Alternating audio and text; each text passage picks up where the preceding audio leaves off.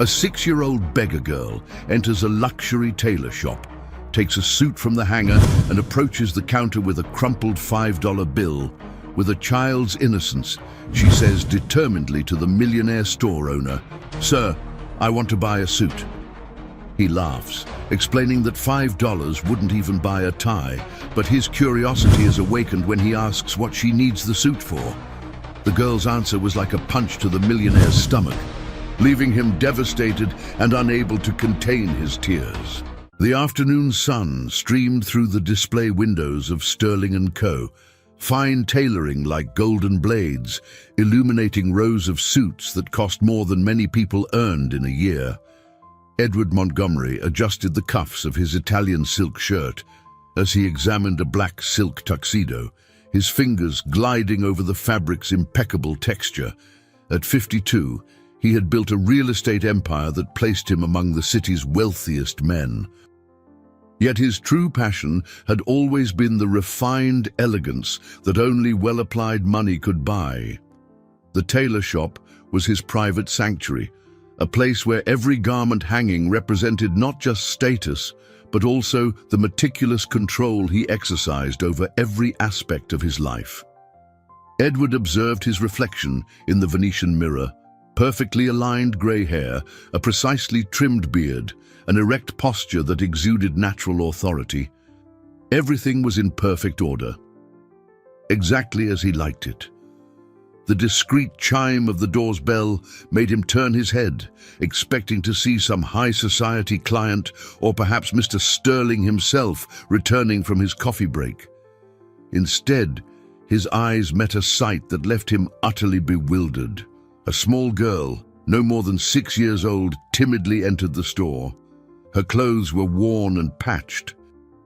Her disheveled brown hair framed a thin face marked by a determination that strangely contrasted with her fragile appearance. Edward frowned, wondering how a child in such a state had managed to bypass the security of the upscale Grandeur Mall. His eyes followed her every movement as she walked through the shop, her bare feet making soft sounds against the polished marble. There was something in her eyes, a desperate urgency he couldn't quite comprehend. The child walked directly to the nearest suit, a classic English wool model that cost over $5,000. Edward watched, fascinated yet concerned, as she struggled to pull the garment from the hanger, her small hands barely able to reach properly. The contrast was almost surreal, that ragged child handling one of the store's most expensive pieces with the seriousness of an experienced shopper. When she finally managed to hold the suit, Edward noticed how the fabric dragged on the floor, too large for her to carry properly. Even so, the girl persisted, walking toward the counter with a determination that impressed him. It was then that she did something that utterly astonished him. She pulled a crumpled $5 bill from her pocket, carefully smoothed it with her small hands, and held it up towards him. "Mister, I want to buy a suit," she said in a clear, determined voice. Her large eyes fixed on his face with devastating sincerity. Edward felt something stir in his chest, a strange emotion he hadn't experienced in years. His first reaction was amusement. The situation was so absurd it almost seemed like an elaborate prank. He chuckled, a low, controlled sound that echoed through the empty store. "Sweetheart," he said, crouching down to her level. "The $5 wouldn't even buy a tie in this store." His voice maintained the condescending tone he naturally used with people of lower social standing. But there was something in the girl's eyes that made him feel uncomfortable with his own attitude. Curiosity, however, was stronger than his embarrassment. There was something deeply intriguing about the situation. A child clearly experiencing homelessness, entering one of the city's most exclusive stores with the absolute conviction that $5 would be enough to buy a luxury suit. "What do you need a suit for?" he asked, genuinely curious about what kind of answer a child would give to that question. The answer that followed would change his life forever, challenging everything he thought he knew about value, dignity, and the true meaning of wealth. The girl looked at Edward with those large, serious eyes, as if she were about to reveal the most important secret in the world. She took a deep breath, organizing her thoughts with the precision of someone who had rehearsed those words many times in her small mind. "No, mister, I don't have a dad," she began, her voice trembling slightly. "I need a suit because I need money. My grandma is very sick in the hospital, and there's no one to take care of me. I need to take care of her too. But her surgery is very expensive." Edward felt as if he'd been punched in the gut. The brutal simplicity of those words cut through all his emotional defenses like a sharp blade. He had expected a childish answer, perhaps something about a costume party or a game of make-believe. He never imagined that behind those determined eyes existed such profound pain and such a heavy responsibility for someone so small. "I saw that at the hospital. Only people who wear suits get surgery because they have money," the girl continued, her childish logic revealing a devastatingly accurate perception of the world's inequalities. "So I came to buy my suit too, because I want to have money." Tears began to well up in Edward's eyes, something that hadn't happened in decades. His throat tightened as he processed the magnitude of what he had just heard. A 6-year-old child had observed the healthcare system, identified that only well-dressed and presumably wealthy people received adequate treatment for their loved ones, and concluded that a suit was the key to solving her problems.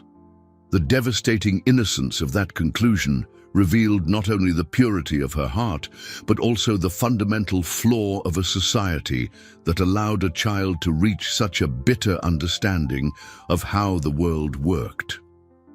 Edward realized he was trembling slightly, his perfectly manicured hands clenching into involuntary fists.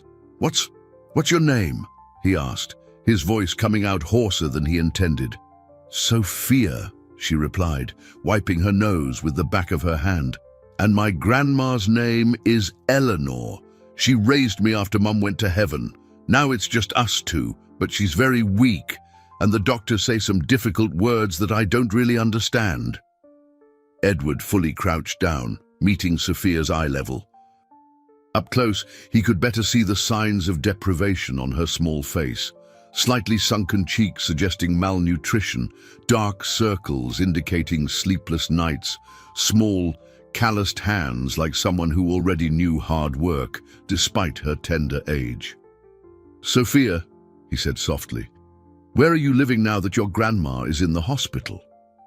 The girl lowered her eyes, as if the question brought a shame she didn't know how to express. "And I sleep on the street near the hospital. They don't let kids stay inside at night if there's no responsible adult, but I stay real close to her window so she knows I haven't left." The image of that child sleeping on the cold street, alone and vulnerable, just to be near the only person she loved in the world, made Edward feel a physical ache in his chest. His businessman's mind immediately began to calculate solutions. But a deeper part of himself was being transformed by that unexpected encounter. "And what kind of surgery does your grandma need?" he asked, his voice now completely filled with compassion. "The doctors said it's for her heart, that it costs a lot of money, and that without it—" Sophia couldn't finish the sentence, but she didn't need to. Edward perfectly understood what was implied in those unspoken words. In that moment, looking at that courageous child who had entered his life like a hurricane of innocence and determination, Edward Montgomery felt something break inside him, and at the same time, something new begin to be born. He didn't know it yet, but his orderly, predictable life was about to be completely revolutionized by a lesson about love, sacrifice, and the true meaning of wealth. Edward remained crouched before Sophia for a few moments that felt eternal. his mind processing not just her words, but also the transformation he felt happening within himself. 30 years of building a life based on control, planning, and emotional detachment were being challenged by a 6-year-old child who didn't even know his full name. "Sophia," he finally said, his voice taking on a tone of decision she recognized immediately. "I'm going to help you." The girl's eyes lit up with a hope so pure and intense that Edward felt his heart clench even tighter. She held the $5 bill tighter, as if it were a talisman capable of performing miracles. "So you'll sell me the suit then?" she asked, excitement making her voice sound higher-pitched. Edward smiled for the first time in weeks. Not the calculated smile he used in business meetings or social events, but a genuine smile that came from a long-forgotten place in his soul. "No, sweetheart, you'll keep your $5. I'm going to take care of your grandma's surgery." Sophia tilted her head to the side, confused. "But you don't wear a suit, so how will you have money?" The innocent question made Edward realize how distorted the worldview that child had developed was. He was wearing a suit that cost more than many people earned in months. But to Sophia, only suits were symbols of wealth, not the people who wore them. "I already have money, Sophia, and I'm going to use some of it to help you and your grandma," he explained, pulling his phone from his pocket. "What's the name of the hospital she's at?" "St. Jude's Medical Center," Sophia replied quickly. "She's in room 238. Nurse Carla is very nice to me. She always lets me see Grandma through the window when the doctors aren't looking." Edward dialed the hospital's number, his mind already formulating plans. As one of the institution's primary donors, he knew a single call from him would open doors that remained closed to people like Sophia and Eleanor. While he waited for the call to be answered, he observed the girl who now looked at him with a mixture of hope and disbelief. "This is Edward Montgomery," he said when someone finally answered. "I need to speak with Dr. Harrison about a patient named Eleanor. What's your grandma's last name, Sophia?" "Rodriguez," she replied promptly. "Eleanor Rodriguez."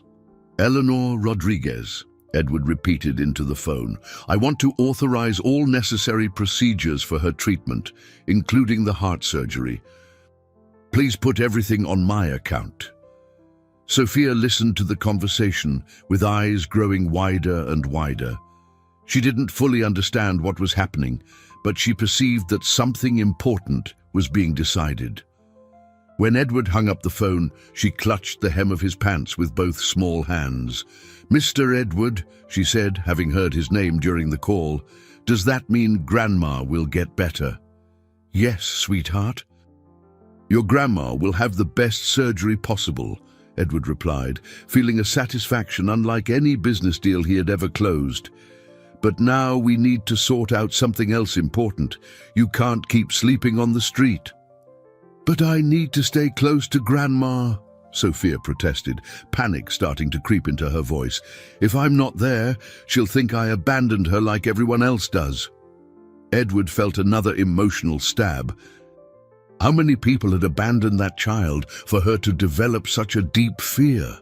"No one is going to abandon either of you," he said firmly. "I'll arrange a place for you to stay near the hospital until your grandma recovers." Sophia let go of the $5 bill, which fluttered to the floor like a dry leaf. She ran to Edward and hugged him tightly, her thin arms barely able to wrap around his waist. "Thank you." "Mr. Edward," she mumbled against the expensive fabric of his suit. "I knew people in suits were special." Edward hugged her back, surprising himself with the intensity of the emotion he felt. In that moment, in the silent tailor shop, he didn't know he was about to face the fiercest resistance of his life, resistance that would come from within his own home. The Montgomery estate rose majestically on the city's most exclusive hill, its perfectly manicured gardens reflecting the same obsession with control that Edward applied to all aspects of his life. As he entered the main door, he could still feel Sophia's embrace echoing in his memory, a strange and comforting sensation he hadn't experienced in years.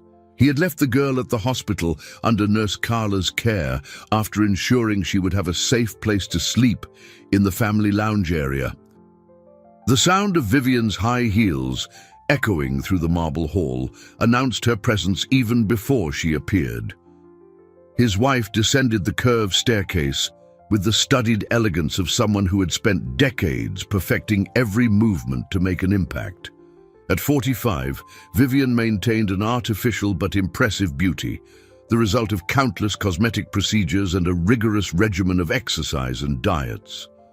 Her blonde hair was kept in an impeccable cut, and she never appeared in public or even at home without being perfectly made up and dressed as if for a social event. "Edward, darling," she said, her voice carrying that sugary tone she used when she wanted something, "I received a very interesting call from St. Jude's Medical Center a few hours ago. Apparently, you authorized a rather expensive medical procedure for someone named Eleanor Rodriguez." Edward felt a knot in his stomach. He had completely forgotten that Vivian received reports of all significant financial movements from their joint accounts. As his wife and partner in several of his ventures, she had access to information about all expenses exceeding certain amounts. "Yes," he replied, trying to keep his voice casual as he loosened his tie. "It's a situation that required immediate attention." "A situation," Vivian repeated, her voice taking on a frosty tone Edward knew well. "Edward, in this new situation will cost over $50,000 for someone who, from what I've gathered, is indigent with no connection to our social or business circles." Edward watched his wife, noting how she could discuss the value of a human life with the same coldness with which she debated the purchase of a new jewelry set. "It's a humanitarian matter, Vivian. An elderly woman who needs urgent heart surgery." Humanitarian? The word left Vivian's mouth as if it were distasteful to her palate. "Edward, we already do our part with donations for the charity galas. That's humanitarian, and it also provides us with the right social connections. What you did is just a miscalculated impulse." "Miscalculated?" Edward felt irritation rising in his chest. "We're talking about saving a life. Vivian, we're talking about setting dangerous precedents," she retorted, walking to the bar and pouring herself a glass of white wine. "If we start funding medical treatments for anyone who shows up with a sad story, where will it end? Our reputation is based on carefully selected associations, not impulsive acts of charity." Edward watched his wife drink the wine with the calculated elegance that characterized all her gestures. For 22 years of marriage, he had admired that sophistication, that ability to always remain in control. Now, for the first time, those very qualities seemed cold and empty to him. "There's a child involved," he said calmly. "A 6-year-old girl who was sleeping on the street because she had nowhere to go while her grandmother was hospitalized." "Ah," Vivian said, as if a puzzle piece had clicked into place. "Now I understand. You had one of your sentimental moments. Edward, darling, you need to be more careful with these tendencies. Remember what happened last time you got too emotionally involved with a cause." Edward remembered. 3 years prior, he had tried to help an employee's family facing hardship, and Vivian had orchestrated a subtle but effective campaign to make him give up, arguing he was being manipulated and that his generosity was being misinterpreted by the staff. "This is different," he said. But his voice sounded less convincing than he would have liked. "It's exactly the same thing," Vivian said, approaching him with a smile that didn't reach her eyes. "You have too big a heart, Edward. It's one of your most endearing qualities, but also one of your most dangerous weaknesses. Let me handle this situation. I'll cancel the authorization and we'll transfer the patient to the county hospital system. They have adequate resources for cases like this. No, Edward said, surprised by the firmness of his own voice. The silence that followed was charged with tension. Vivian was unaccustomed to being contradicted, especially on matters she considered within her purview. Edward's no echoed through the room like a gunshot in a silent library. Vivian froze with the wine glass halfway to her lips, her eyes narrowing as she processed something she rarely experienced, direct resistance from her husband.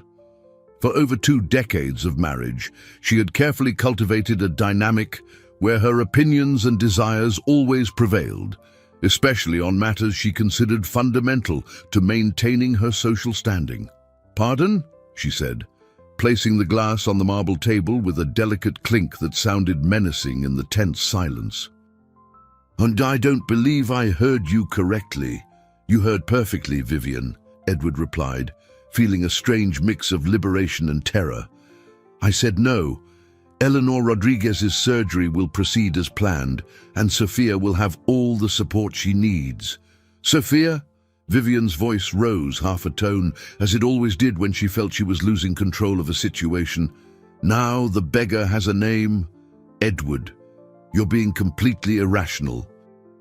This isn't just about money, though $50,000 isn't exactly pocket change. It's about precedent and reputation." Edward walked to the window overlooking the perfectly manicured gardens of his estate. For years, he had found peace in that ordered view, where every shrub, every flower, every stone was exactly where he had planned. Now, the artificial perfection of that landscape seemed sterile and lifeless to him, especially when compared to the raw strength and crude beauty of the courage he had seen in Sophia's eyes. "Reputation," he repeated, turning to face his wife. "Vivian, what kind of reputation do we have if we're capable of ignoring the suffering of a child and her grandmother? The kind of reputation that keeps us in the right circles," she replied coldly. "The kind that secured invitations to all the important events of the last 20 years. The kind that opened doors to lucrative deals and valuable connections. Edward, you built an empire because you knew how to maintain the proper associations. You can't throw all that away because of a sentimental impulse." "Perhaps it's time to question if those associations are truly worth anything," Edward said, surprising himself with his own words. Vivian watched him as if she were seeing a stranger wearing her husband's face. Her eyes scanned his countenance, searching for signs that this was some kind of test or cruel joke. When she realized he was serious, her expression hardened in a way Edward had never seen before. "Very well," she said, her voice taking on a dangerously calm tone. "If you insist on proceeding with this misguided philanthropy, at least do it discreetly. I do not want my name associated with it in any way. And I hope you have considered the implications for our social engagements in the coming months." "What implications?" Edward asked, though a part of him already knew the answer. "The Hope Foundation charity gala next week, for starters," Vivian said, counting on her perfectly manicured fingers. "You know, the one where you're supposed to announce your candidacy for chairman of the board, and next month's art auction, where we'll finally meet the Japanese investors who could revolutionize your real estate ventures." Edward had completely forgotten about these commitments. For weeks, Vivian had meticulously planned every detail of these events, seeing them as crucial opportunities to expand their social influence and business. His candidacy for the Hope Foundation board, in particular, was something she had coveted for years, not out of genuine interest in the cause, but for the prestige the position conferred. "And there's more," Vivian continued, walking through the room with calculated steps. "I received a call from Margaret Caldwell today. Apparently, there are rumors circulating about your eccentric behavior at Sterling & Co. Fine Tailoring, Something about you having a lengthy conversation with a street child." Edward felt his stomach clench. Margaret Caldwell was one of the most influential and gossipy women in their social class. If she was spreading stories about his encounter with Sophia, it meant other people were talking too. "People talk, Edward," Vivian said, noting his reaction. "And when they start talking about strange behavior, especially involving certain vulnerable populations, the interpretations can be very damaging. Do you really want to risk everything we've built for the sake of a child you met a few hours ago?" The question hung in the air like a veiled threat. Edward perfectly understood what his wife was implying, that his help to Sophia could be misinterpreted, that malicious rumors could destroy not only his reputation, but his entire carefully constructed life. For the first time since leaving the tailor shop, Edward felt a pang of uncertainty. Was he truly capable of risking everything for a child he had just met? That night, Edward remained awake until the early hours of dawn, lying beside Vivian, who slept placidly, as if the afternoon's discussion had caused no disturbance to her conscience. The bedroom ceiling, painted with delicate frescoes that had cost a fortune, seemed to press down on him, each shadow cast by the moonlight reminding him of the impossible choices he faced. At 5 in the morning, he gave up trying to sleep and went to his study, where he poured himself a 40-year-old scotch, a bitter irony, considering that bottle cost more than Sophia probably saw in several months. He sat in his Italian leather armchair and looked at the framed photographs decorating his desk.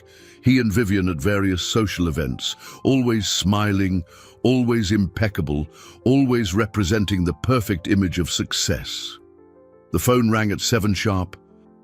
Interrupting his tortured reflections, it was Dr. Harrison from St. Jude's Medical Center. "Mr. Montgomery," the doctor said, his voice carrying a professional gravity, "I'm calling to inform you about Eleanor Rodriguez. We managed to stabilize her overnight, but her condition is more delicate than we initially imagined. The surgery needs to happen today or what?" Edward asked, though he already knew the answer. "Or she won't make it past tonight," the doctor finished. "There's an additional complication. Her granddaughter, Sophia, is refusing to eat properly. She insists on staying in the hospital corridor and will only accept water. Our social worker is concerned. A child in such extreme stress can develop serious complications." Edward closed his eyes, feeling the weight of that responsibility multiply. It wasn't just Eleanor who needed help.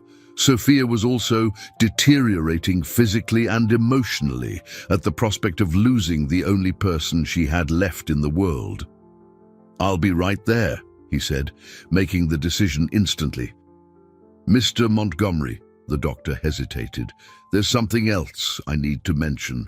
We received a call this morning from someone identifying as a family representative, questioning the authorization for the procedure. Apparently, there are doubts about whether you have the legitimacy to make these medical decisions on behalf of Eleanor Rodriguez." Edward felt his blood run cold. Vivian. She had made good on her threat and was trying to sabotage the surgery through legal channels. "Dr. Harrison, I take full financial and legal responsibility for the treatment. Proceed with the surgery as planned." "I understand, sir, but I suggest you resolve this matter as quickly as possible. Situations like this can become complicated if not properly clarified." After hanging up, Edward remained motionless for several minutes, processing the magnitude of what he was facing. His wife wasn't just opposing his decision, she was actively working to prevent him from helping Sophia and Eleanor. The woman with whom he had shared over 2 decades of his life was willing to let an elderly woman die to protect her social standing. The sound of footsteps in the hallway announced Vivian's arrival. She appeared at the study door, already dressed for her morning exercise regimen, wearing a designer athletic outfit that cost more than many people earned in a month. "Up early today," she commented casually, as if there were no tension between them. "I hope you used that time to reflect on our conversation yesterday." "I did," Edward replied, turning his armchair to face her. "And I've made a decision." "Good," Vivian said, her smile suggesting she was sure he had changed his mind. "I already called the hospital this morning to clarify some legal issues regarding that inappropriate authorization you gave." "I know," Edward said calmly, "and that's exactly why I'm going to the hospital personally now to ensure the surgery happens." Vivian's smile vanished instantly. "Edward, you cannot be serious. After everything we discussed yesterday, after I clearly explained the implications—" "You explained your priorities," he interrupted, rising from the armchair, "and I am explaining mine. Eleanor Rodriguez will have her surgery. Sophia will have all the necessary support, and if our social standing cannot survive an act of basic compassion, then perhaps that standing isn't worth as much as we thought." Vivian watched him as if she were seeing a stranger. Her eyes scanned his face, searching for signs of the controlled, predictable man she had molded over the years.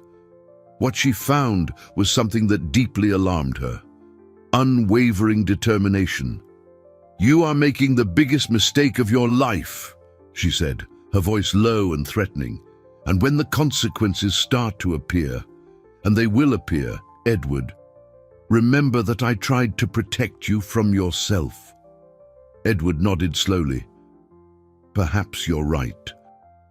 But I'd rather make the mistake of helping someone than the mistake of abandoning someone who needs me." As he left the house and headed to the hospital, Edward didn't know that Vivian was already dialing numbers, activating a network of social contacts she had meticulously cultivated over the years. The war for Edward Montgomery's soul was just beginning. Edward arrived at St. Jude's Medical Center with a heavy heart, but determined. The imposing glass and concrete building had always seemed to him a symbol of hope and healing. Now he knew that within its walls, a battle was being fought that would define not only Eleanor and Sophia's fate, but also who he truly was as a human being. He found Sophia exactly where Dr. Harrison had described, sitting on the corridor floor, leaning against the wall near the surgical center, her small eyes fixed on the door through which her grandmother had been taken. She hadn't eaten since the previous day, and her already fragile appearance now bordered on transparency. When she saw Edward approaching, her eyes lit up with desperate hope. "Mr. Edward," she exclaimed, trying to stand up quickly but swaying due to weakness. "Grandma, they took her to a place I can't see. They said they're going to fix her heart, but I'm scared she won't come back." Edward knelt beside her, noticing how her small hands trembled with anxiety and hunger. "Sophia, your grandma is in the best hands possible. Dr. Harrison is one of the best doctors in the city. But you need to take care of yourself too. You can't go without eating." "I can't," she whispered, tears starting to stream down her dirty cheeks. "My stomach hurts, but when I think of Grandma alone in there, I promised her I'd never leave her alone again." In that moment, Edward understood the depth of the love between those two people whom life had united against all odds. Sophia wasn't just a scared child, she was a little warrior who had taken on responsibilities that would break many adults. "Do you know what your grandma wants most?" Edward asked softly. "For you to be strong and healthy when she comes out of surgery. Let's make a deal. I'll stay here with you throughout the operation, and you eat something to have the strength to take care of Grandma when she wakes up." Sophia considered the proposal for a few moments, her large eyes pondering the logic of those words. Finally, she nodded. "But do you promise you won't leave, even if it takes a long time?" "I promise," Edward said, extending his pinky finger to seal the deal the way he knew children did. We'll face this together. It was during those 4 agonizing hours of waiting that something fundamental changed in Edward.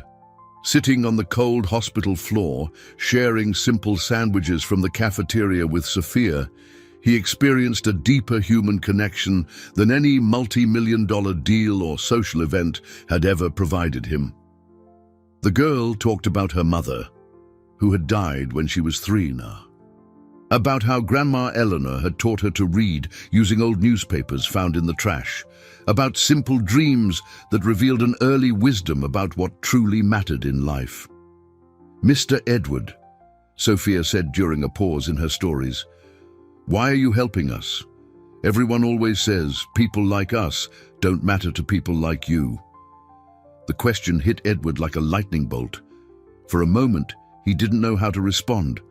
Then, looking into those innocent eyes that had seen more suffering than many adults, he found a truth he didn't even know existed within him. "Because you reminded me of what I had forgotten," he said honestly. "That being truly rich isn't about having money. It's about having people to love and who love us back. It's about making a difference in someone's life. You and your grandma gave me something I didn't know I was missing." Sophia smiled, the first genuine smile he had seen on her since they met. In that instant, as he held the girl's small, calloused hand, Edward made a decision that would change everything. No matter what Vivian did, what threats she uttered, or what social consequences he faced, he would not abandon Sophia and Eleanor. When Dr. Harrison finally emerged from the surgical center with a tired but relieved smile, Edward felt he wasn't just hearing news about Eleanor, he was hearing about the future of his own soul. The surgery was a complete success, the doctor announced. Eleanor will need a few weeks of recovery, but she'll have a long and healthy life ahead of her. Sophia cried out with joy and threw herself into Edward's arms, who hugged her with an intensity that surprised them both. In that moment of triumph, he didn't know that Vivian was, at that very instant, implementing a plan that would test his determination beyond any limit he could imagine. 2 days after Eleanor's surgery, Edward awoke to discover his world had been turned upside down overnight. The first sign that something was terribly wrong came when his cell phone rang at 6 in the morning, a call from Marcus Hayes, his personal attorney for over 15 years. "Edward, I need to see you urgently," Marcus said, his voice laden with a tension Edward had rarely heard. "There are legal developments that require immediate attention. I cannot discuss this over the phone." An hour later, Edward was sitting in Marcus's law office, observing stacks of documents scattered across the mahogany desk. The attorney, usually calm and composed, seemed to have aged 10 years since their last conversation. "Edward," Marcus began, removing his glasses to nervously wipe the lenses, "Vivian has filed a petition in court alleging that you are, how can I put this delicately, demonstrating erratic and potentially dangerous behavior." "Dangerous?" Edward felt his blood run cold. "What exactly is she accusing me of?" "She alleges that you've developed an inappropriate fixation on an underage homeless child, that you've been irrationally spending significant sums of money for her benefit, and that this represents both a financial risk to the marital estate and a possible threat to the child's safety," Marcus explained, his voice growing graver with each word. Edward remained silent for several seconds, processing the magnitude of his wife's betrayal. She wasn't just trying to sabotage him, she was trying to destroy him completely, using his compassion for Sophia as a weapon against him. "There's more," Marcus continued reluctantly. "She's secured witnesses who confirm your strange behavior at Sterling & Co. Fine tailoring. Margaret Caldwell and 2 other women from your social circle have given detailed depositions about how you supposedly acted suspiciously while interacting with the child." "Suspicious?" Edward's voice came out louder than he intended. "I helped a desperate child and her dying grandmother. Where exactly is that suspicious? Edward, you need to understand, Marcus said, leaning across the table. In the current legal context, especially involving a vulnerable child, any behavior that can be interpreted as inappropriate is taken very seriously. Vivian is building a case that suggests you pose a risk. And what are the practical implications of this?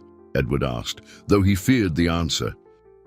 There's a temporary court order prohibiting you from having any contact with Sofia Rodriguez until a full investigation is conducted, Marcus replied.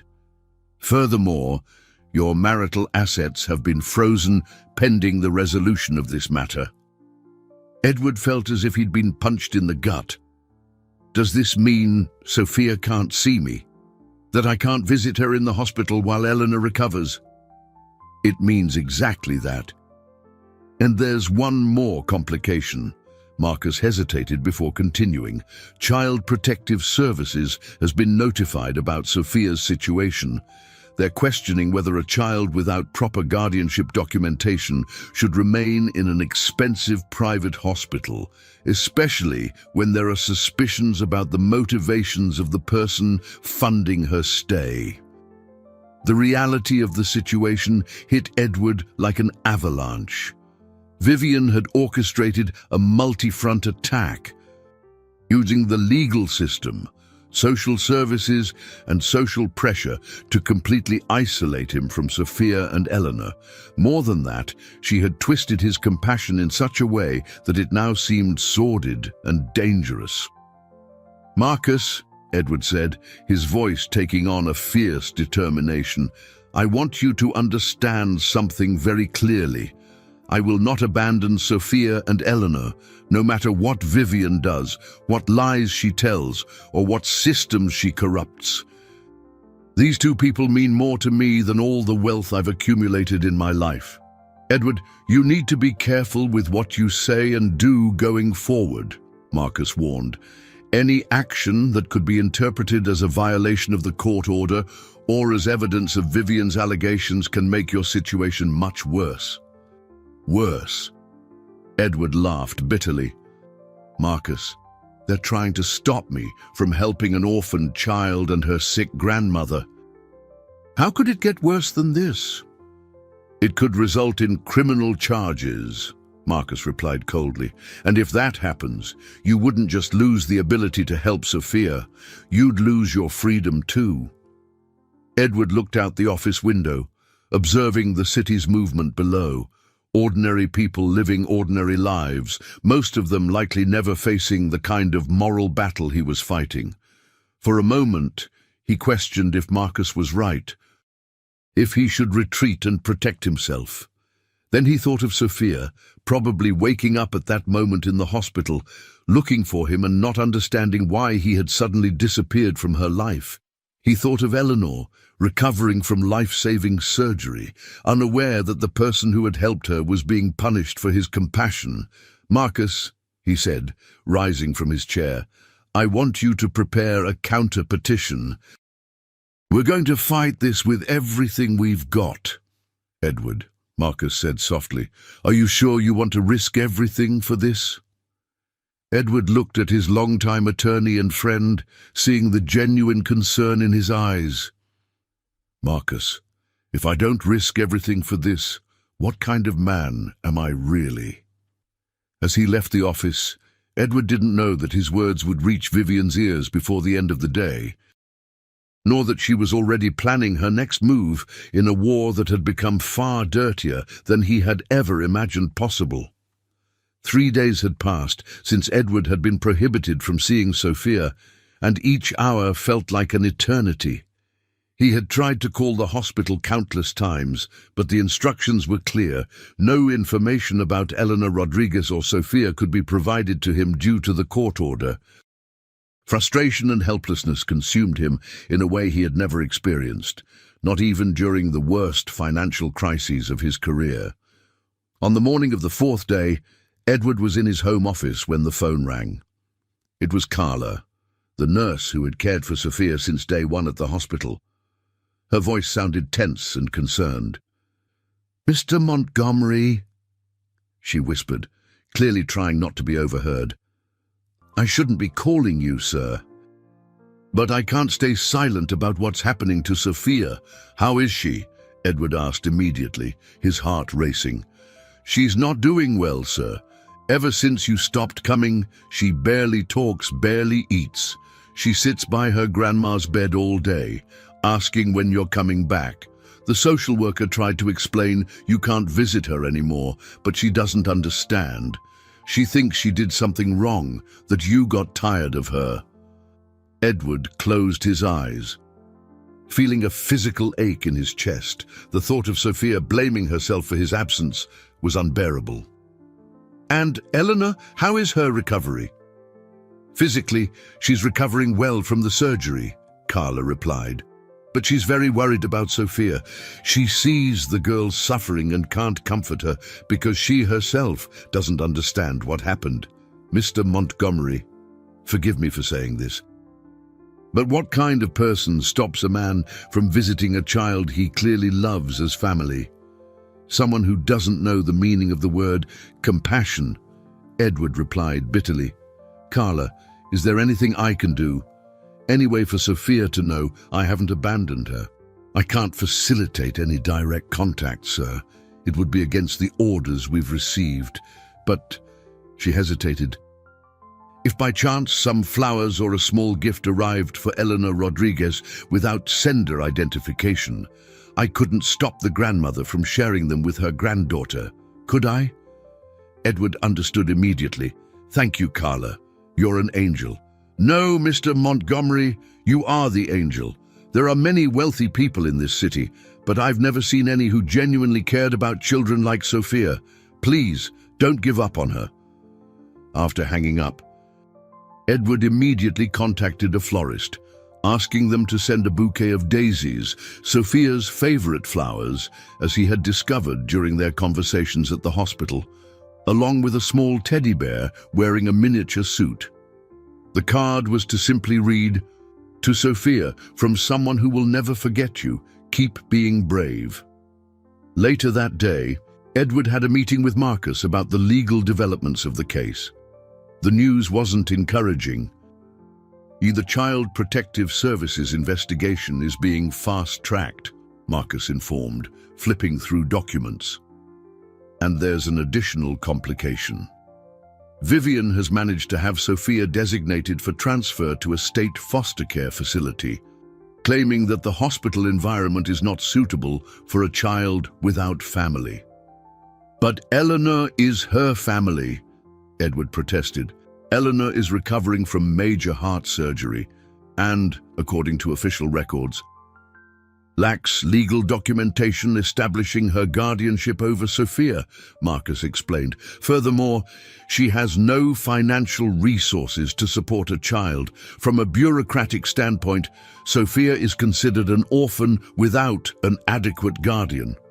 Edward felt despair growing. The system that was supposed to protect Sophia was being used against her, turning her into a victim of cold, dehumanizing regulations. When would this transfer happen? He asked. Tomorrow, Marcus replied solemnly, unless a suitable legal guardian appears or the court order is revoked. And what are the chances of getting the court order revoked? Marcus sighed deeply. Frankly, very small. Vivian has witnesses, detailed documentation of expenses she characterizes as excessive and irrational, and a very skillful attorney who is painting you as someone with dangerous fixations. Edward walked to the window, observing the gardens that once brought him peace.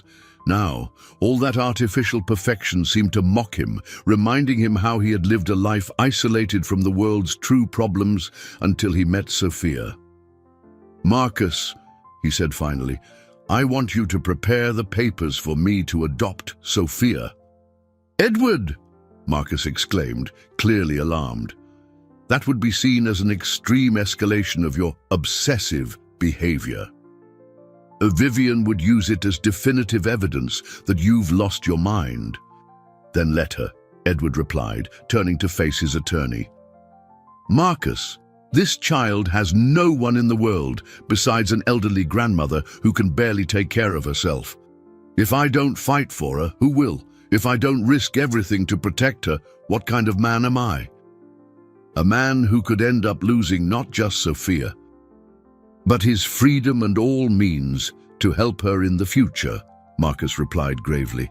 Edward looked at the portrait on the wall, a photo of him with Vivian at a charity ball, both smiling and elegant, representing everything he had once considered important.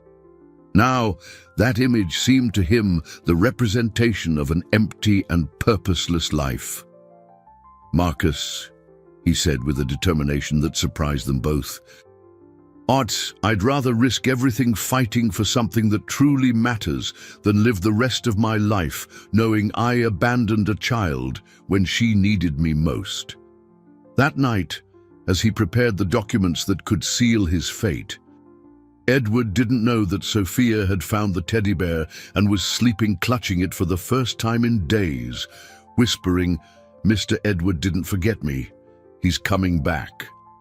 The dawn of the 5th day brought with it a sense of desperate urgency. Edward knew he had only a few hours before Sophia would be transferred to the state foster care facility, a place that, according to his research the previous night, was overcrowded and offered little more than basic survival. The idea of that special child getting lost in an impersonal bureaucratic system was intolerable. At 7 in the morning, Marcus called with news that would completely change the course of events. "Edward, you need to see today's newspaper headlines," the attorney said, his voice carrying a mix of shock and admiration. "Someone leaked the story to the press, and not in the way Vivian expected."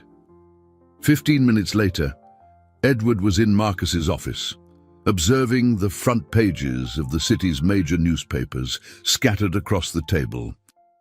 The headlines left him stunned. "Millionaire battles own wife to save orphaned child. High society's legal clash. Compassion or obsession. Sophia, 6, the girl who changed a real estate mogul's life." "Marcus, how did this happen?" Edward asked, picking up one of the newspapers to read the full article. "Apparently, someone close to the situation decided the public should know the truth," Marcus replied.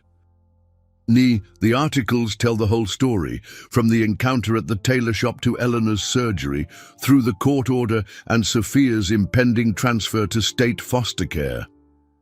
Edward quickly read one of the articles, impressed by the precision of the details. Whoever provided the information was intimately familiar with all aspects of the situation.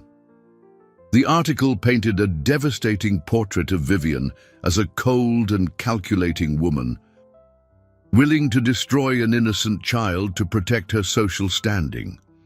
"And there's more," Marcus continued, pointing to his constantly ringing phone. "The story has gone viral on social media. Justice for Sophia is trending nationwide. Hundreds of people are offering help, donations, and demanding the court order be revoked." Edward's phone also began ringing incessantly. Journalists, attorneys offering pro bono services, child advocacy organizations, and ordinary people who had been moved by the story. In just a few hours, what Vivian had tried to use to destroy him had become a national cause. By noon, a crowd had gathered in front of the courthouse where Sophia's fate would be decided.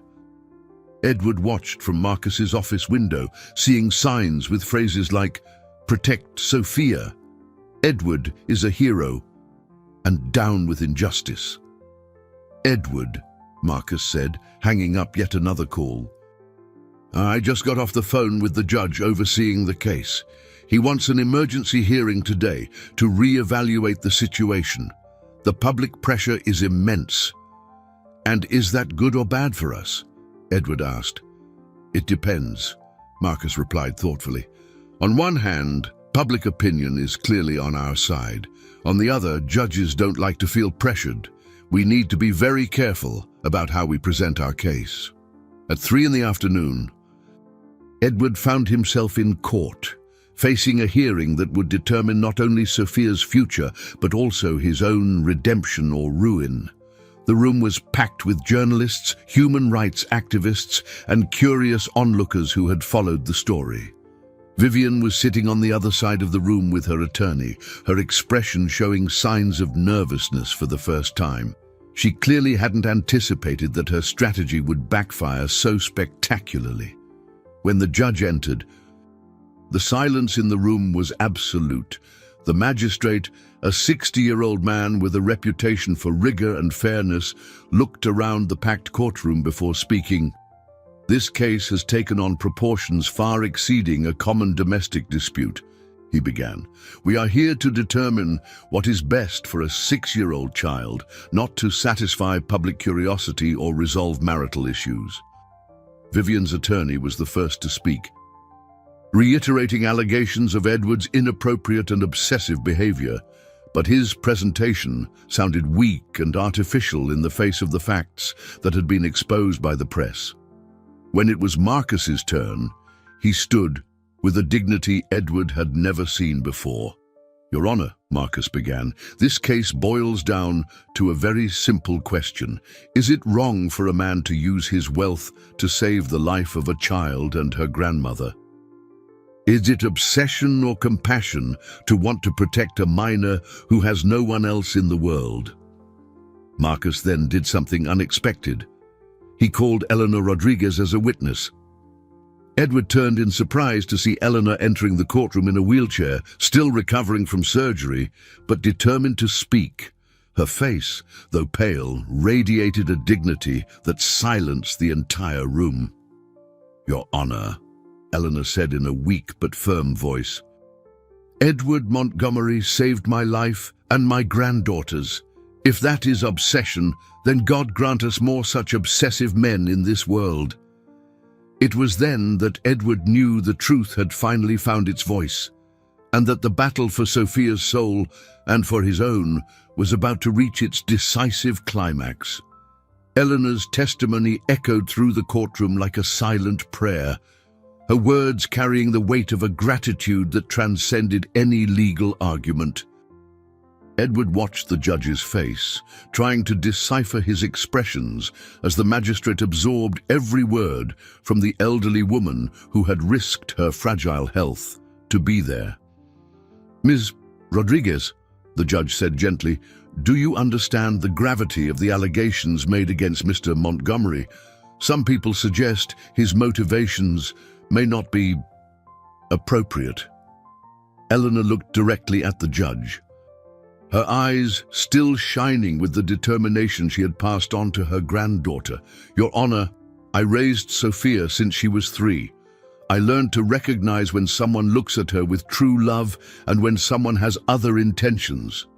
Edward Montgomery looked at my granddaughter as a grandfather would look at his own family. He saw a child in need and didn't hesitate to help, even knowing it would cost him dearly." "And how would you characterize his behavior during his hospital visits?" Vivian's attorney asked, attempting one last move. "As the behavior of a man who finally discovered what truly matters in life," Eleanor replied without hesitation. "He played with Sophia, told her stories, held her hand when she was scared. He did everything a loving father would do." It was then that something unexpected happened. The courtroom door opened and Sophia entered, accompanied by Carla, the nurse. The girl was wearing a simple but clean dress, her hair finally neatly combed, but her large eyes immediately sought Edward in the crowd. "Mr. Edward!" she cried, running toward him before anyone could stop her. Edward instinctively stood up, opening his arms to receive her. Sophia threw herself into his embrace with a force that almost knocked him over, and he held her as if his life depended on it. For a moment, the entire courtroom disappeared. There were only him and that courageous child who had transformed his existence. "I knew you hadn't forgotten me," Sophia whispered against his shoulder. "The teddy bear told me you'd come back." The judge observed the scene in silence for a few moments, and Edward could see something transform in the magistrate's expression. There was no way to feign or fabricate the genuine connection he was witnessing between the man and the child. "Your Honor," Marcus said, seizing the moment, "I request permission for Sofia Rodriguez to speak for herself. At 6 years old, she has already demonstrated enough maturity to understand her own situation." Vivian's attorney immediately protested, but the judge raised his hand to silence him. "The child may speak." Sofia looked around the packed room, then turned to the judge with the same determination she had shown at the tailor shop weeks before. "Mr. Judge," she said in her clear, determined voice, "everyone is talking about Mr. Edward, but no one asked what I want." "And what do you want, Sofia?" the judge asked gently. "I want to stay with my grandma and Mr. Edward," she replied simply. "They're my family now. Mr. Edward taught me that good people exist in the world, that not everyone will abandon me. He promised he would take care of me and Grandma, and he always keeps his promises. And what if I told you that you could have a new family with people who have more money and a big house?" the judge asked, testing her conviction. Sofia frowned as if the question made no sense. "But Mr. Edward already has money and a big house, and he chose me, even though I had nothing to give him. Isn't that what makes a real family?" Sofia's innocent question struck a chord with everyone in the room. Edward felt tears streaming down his face, no longer caring about appearances or what anyone thought of him. The judge leaned back in his chair, clearly reflecting on everything he had heard. After a few moments that seemed eternal, he addressed Edward directly. "Mr. Montgomery," he said, "this situation is highly irregular. Men in your social position rarely become so deeply involved with children in socially vulnerable situations. This raises legitimate questions about motivations and suitability." Edward felt his heart stop for a moment. "However," the judge continued, "after observing the interactions here today, reading the medical reports on the exemplary care Ms. Rodriguez received thanks to your funding, and considering the passionate but compelling testimony of this remarkable child, I conclude that your actions demonstrate not obsession but genuine compassion." The relief Edward felt was so intense that his legs almost gave out. "Therefore," the judge declared solemnly, "I hereby revoke the restraining order against Mr. Montgomery and authorize him to proceed with the adoption procedures for Sofia Rodriguez, provided that Eleanor Rodriguez formally consents and that all standard social background checks are satisfactorily completed." The room erupted in applause, but Edward only had eyes for Sofia, who looked at him with a radiant smile that was worth more than any fortune he had ever accumulated. 2 weeks after the court decision, Edward was facing the full consequences of his choice. The victory in court had been merely the first step of a journey that would require sacrifices he was only beginning to comprehend. Vivian, publicly humiliated and exposed as the true villain of the story, had become a person he barely recognized. Or perhaps he was finally seeing who she truly always had been. "You destroyed everything," she said coldly, walking through the living room of the mansion that would soon no longer be hers. 22 years of marriage. Our social standing, our business connections, all thrown away because of a child you met by chance. Edward watched his wife pack her most valuable jewelry, each movement calculated to create maximum dramatic impact. Even in her fury, Vivian maintained the studied elegance that characterized her, as if she were incapable of being authentic even in her most vulnerable moments. "I didn't destroy anything of real value," Edward replied calmly. "I merely discovered that our life was a very expensive illusion." "An illusion," Vivian's voice rose an octave. "Edward, you were respected, admired, envied. You had access to the most exclusive circles, the best deals, opportunities men would kill for, and you threw all that away for what? For a fantasy of being a hero to an orphaned child." "For a chance to be a real person," Edward corrected. "For 22 years, I lived a life that looked perfect on the outside, but was completely empty inside. Sophia showed me what I had lost when I chose financial success over genuine human connection." Vivian stopped packing and stared at him with an expression that mixed disdain and something that might have been sadness if she were capable of genuine feelings. "And you think you'll be happy?" she asked, "living with a child who isn't your own daughter, supporting a sick, elderly woman, being seen by society as the man who lost his mind? Edward, you can't imagine the isolation you're about to face." "Perhaps," Edward admitted, "but I'd rather face that isolation than live a lifetime pretending that our previous existence had any real meaning." At that moment, the sound of laughter coming from the garden caught both their attention. Edward looked out the window and saw Sophia playing with Eleanor, who was recovering remarkably well since leaving the hospital. The girl was teaching her grandmother how to plant daisies in the flower bed Edward had prepared especially for them, a small revolution in the perfectly manicured landscape that once dominated the gardens. "Look at them," Edward said softly. "When was the last time you felt the pure joy Sophia demonstrates just by planting a flower? When was the last time we experienced true gratitude for something simple like a sunny day?" Vivian followed his gaze, but her expression remained cold. "Cheap sentimentality," she murmured. "You'll find that joy doesn't pay bills when your businesses start to suffer the consequences of your tarnished reputation." It was true that the financial consequences had already begun. Several important clients had cancelled contracts, citing incompatibility of values. The invitation to join the Hope Foundation board had been discreetly withdrawn. Margaret Caldwell and her social circle had taken it upon themselves to spread distorted versions of the story, painting Edward as a man who had lost his mind over an inappropriate fixation. But something surprising had also happened.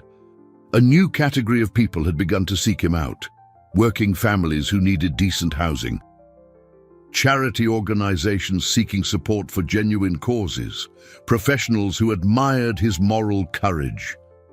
He discovered that there was a whole world of decent people he had never known during his life in elite circles. "Vivian," Edward said, turning to face her one last time, "in all these years, did you ever truly love me?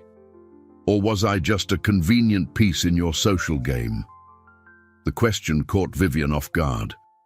For a moment, her mask of coldness slipped, revealing something that might have been vulnerability, but it was only for an instant. "Love is a luxury people in our position cannot afford," she finally replied. "Marriages like ours are strategic partnerships. I fulfilled my part of the agreement. You're the one who decided to change the rules in the middle of the game." Edward nodded slowly, finally understanding there was nothing more to be said. They had lived decades together without ever truly knowing each other. "The keys to the penthouse in Manhattan are on the table," he said. "The lawyers will finalize the divorce details. You will have financial security to live comfortably for the rest of your life." "How generous," Vivian said sarcastically. "The man who destroyed my world offers me a few crumbs to ease his guilt." "It's not guilt," Edward corrected. "It's responsibility. For years, I was complicit in a life that had no real meaning. The difference now is that I've found something worth living for." When Vivian finally left the mansion that afternoon, taking with her Edward's last connections to his previous life, he felt not sadness but relief. As painful as it was to acknowledge, his marriage had been an elegant charade, a convenient arrangement disguised as romance. That night, as he helped Sophia with her homework at the kitchen table, something he had never done in his previous life, Edward understood that he had traded a grandiose but empty existence for a simple yet deeply meaningful life. And for the first time in decades, he felt completely at peace with himself. 6 months after the court decision, Edward woke up on a Saturday morning not to the sound of the alarm clock that for decades had marked his business mornings, but to Sophia's laughter echoing down the hallway. She was trying to wake Eleanor for the special breakfast they had planned to make together, animal-shaped pancakes, a tradition that had started by chance and become sacred in their new family routine. The mansion had been transformed in ways that went far beyond decoration. The formal study where Edward conducted business meetings had become a playroom and study area for Sophia. The dining room, once used only for elaborate social events, now hosted simple but joyful dinners every night. The perfectly manicured garden had given way to vegetable beds that Sophia and Eleanor tended with dedication, as well as a small playground Edward had installed. "Dad, Edward!" Sophia shouted, running into his room and jumping onto the bed as she did every morning. The title had emerged naturally. Without formal discussions or solemn moments, it simply happened when she realized he was there to stay, that he wasn't just a temporary Mr. Edward, but a permanent presence in her life. "Good morning, Princess," he replied, hugging her and feeling that sense of completeness that still surprised him every day. "How did you sleep?" "I dreamed we were a real family," Sophia said, then paused and frowned. "But we already are a real family." "Right, the most real I've ever had," Edward confirmed, kissing the top of her head. The adoption process had been finalized 2 weeks prior in a simple ceremony at the courthouse. This time, there were no crowds or journalists, just Edward, Sophia, Eleanor, Marcus, and a few close friends who had proven themselves true during the difficult times.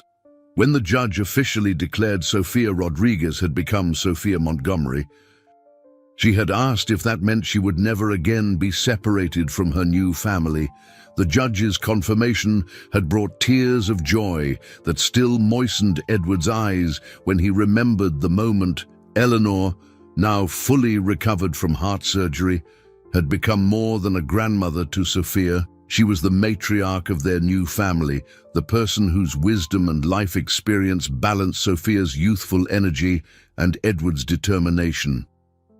She had officially moved into the mansion, occupying the suite that was once reserved for important guests and transforming it into a cozy home filled with photographs, plants, and the aromas of her homemade cooking. "Edward," Eleanor said that morning, finding him in the kitchen while Sophia was getting ready for the day, "I need to tell you something I've been thinking about for weeks." "Of course, Eleanor." "What is it?" "When Sophia was younger and we were in great need, I used to pray for a miracle," she said, her experienced hands preparing coffee with movements that had become a comforting part of the morning routine. "I asked God to send someone who could help us survive. I never imagined he would send someone who needed us as much as we needed him." Edward felt the familiar tightening in his throat that accompanied the moments of intense emotion that were now a regular part of his life. "Eleanor, I'm the one who needs to thank you. You two saved me from a life I didn't even know was killing me inside." "No, my dear," Eleanor said, using the affectionate term she had adopted for him. "God brought us together because we all needed each other. Sophia needed a father. I needed someone to help me raise her properly, and you needed to learn what truly matters in life." The transformation in Edward had been profound and permanent. His businesses, though smaller due to the loss of some elitist clients, had become more focused on housing development for middle-class families. He discovered that there was much greater satisfaction in building homes for people who truly needed them than in erecting another luxury skyscraper for wealthy investors. His new social circles included parents of other students at Sophia's school, families who had benefited from his housing projects, and professionals who admired his personal transformation. Conversations were about real things: raising children, family challenges, simple but meaningful dreams. It was a world he never knew existed during his years in elite circles. "Dad," Sophia said, appearing in the kitchen dressed in a yellow dress she had chosen herself, "can we go to the park after lunch today? I want to show Grandma how I learned to walk the balance beam." "Of course, Princess," Edward replied, "but first, let's make those special pancakes you promised Grandma." As the three worked together in the kitchen, Sophia mixing the batter, Eleanor guiding the process, and Edward trying not to burn the pancakes as they laughed at his limited culinary skills, he reflected on how his definition of success had completely changed. 6 months prior, success meant closing multi-million-dollar deals, invitations to exclusive events, and the respect of the financial elite. Now, success was a 6-year-old child running home from school, eager to tell him about her day. It was an elderly grandmother smiling as she watched her granddaughter grow up safely. It was waking up every morning knowing that his life had real purpose and that there were people who depended on him not for what he possessed, but for who he was. That afternoon, as he watched Sophia playing in the park under Eleanor's attentive and loving gaze, Edward understood that he had found something no amount of money could buy: a family built not by blood ties or social convenience, but by genuine love, mutual sacrifice, and the conscious decision to care for each other above all else. 1 year after that fateful encounter at Sterling & Co., fine tailoring, Edward walked hand in hand with Sophia down the same street where it all began. It was a sunny Saturday afternoon, and they were on their way to a special mission Sophia had insisted on accomplishing. Eleanor accompanied them, walking slowly but steadily, a serene smile on her face as she watched the affectionate interaction between the man who had become her son and the girl who was her greatest treasure. "Are you sure you want to do this, Princess?" Edward asked, stopping in front of the tailor shop that now had a discreet sign in its window, "Under new management." "I'm sure, Dad," Sophia replied with the determination Edward had learned to recognize and admire. "I want to show Mr. Sterling how the story ended. 3 months prior, when the tailor shop had faced financial difficulties due to the recession hitting the luxury sector, Edward had made a proposal that surprised everyone: to buy the establishment, not to close it or transform it into something completely different, but to maintain it as a tailor shop that catered to all social classes. The back of the store now functioned as a free tailoring school for young people and adults who wanted to learn a dignified profession. The doorbell chimed with the same delicate sound as always when they entered. Mr. Sterling, now the managing partner of the establishment, smiled broadly upon seeing them. The elderly man had become more than an employee. He was a dear friend who often dined with them and had become a kind of adoptive grandfather to Sophia. "And my little Sophia," he exclaimed, opening his arms to receive her. "And how's my favorite little tailor?" Sophia ran to hug him, then immediately headed to the back of the store, where there was a small table with a sewing machine adapted for her small hands. Over the past few months, she had spent several afternoons there, learning the secrets of tailoring under Mr. Sterling's patient tutelage. "Mr. Sterling," Sophia said solemnly, "I finished the special project." From the low cabinet next to her table, she carefully took out a small suit made especially for her. It wasn't perfect. The stitches were still uneven in some places, and one of the sleeves was slightly longer than the other, but it was clearly made with incredible love and dedication. "I want to show you," she said, disappearing into the small, adapted fitting room Edward had installed. A few minutes later, Sophia emerged wearing her hand-stitched suit. The navy blue jacket had details that told her story. Small daisies embroidered on the pocket, her favorite flowers that now grew in their home garden. The initials SM, Sophia Montgomery, were delicately stitched into the lining. And most touching of all, on the inside of the lapel, she had embroidered the words, "Family is love," in small but neatly stitched letters. "It's perfect, Princess," Edward said, his voice choked with emotion. "You've become a true tailor." "No, Dad," Sophia corrected, adjusting the small tie she had chosen, specially to match the suit. "I learned that a suit doesn't make a person rich. People make other people rich." Eleanor wiped a discreet tear, remembering how, a year prior, that same child had entered that store believing that a suit would give her access to the money needed to save her life.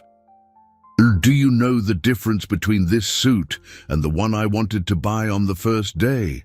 Sophia asked, twirling to show how the outfit fit her small figure perfectly. "What is it, sweetheart?"